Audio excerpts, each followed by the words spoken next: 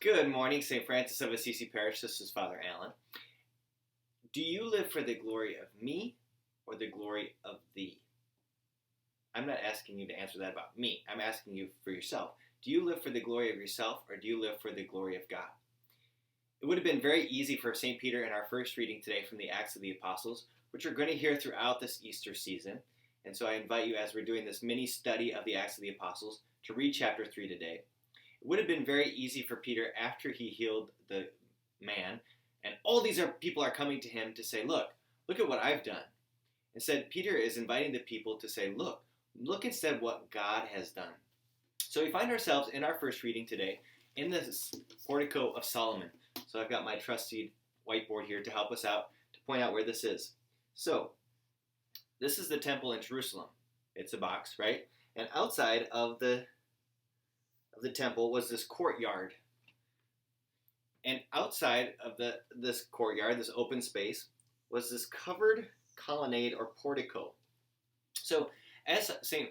Peter is talking to the people, they're gathering right in this covered portico outside of the temple, with the temple right there in their midst. And Peter says, look, this God that you have come to encounter, this God of Jesus Christ, is the same God that you encounter here. But he's inviting us to something deeper. And just as your ancestors denied him, so now we have even more of a responsibility to follow him. So he says, look, the God of Abraham, the God of Isaac, the God of Jacob, that same God is present and fulfilled in Christ. And then he goes on to talk about how Jesus came to save us. And this is typically summed up in a fancy Greek word called the kerygma. Now, this is not what you make your coffee in the morning. No, that's a kerygma. This is a kerygma, which means it's a fancy theological way of saying it's the proclamation that the apostles gave about how Jesus saved the world. Okay, stick with me. I don't want to lose you here. So, St. Peter in our first reading today, and all throughout this Acts of the Apostles, we're going to hear about the apostles teaching about the kerygma. So, there's a really easy way to remember what the kerygma is. I saw this recently on a bracelet. So you can draw it out yourself. So the kerygma can be summed up this way. Christ came, right? He descended from heaven. He died to save us on the cross. He rose from the tomb. He ascended into heaven. And he will come again at the end of time. So Christ came down from heaven.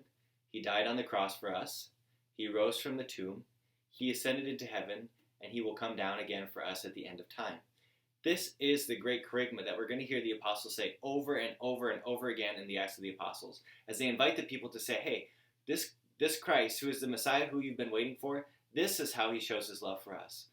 So we are invited, just like those listeners of St. Peter, to say, am I living for myself, or am I going to live for this God today? A God who would love me this much. So I invite you throughout this day to draw this out a couple times, to remember this great kerygma, this great central apostolic teaching about how Christ came to save us and came out of love for us so that we might live for thee rather than for me.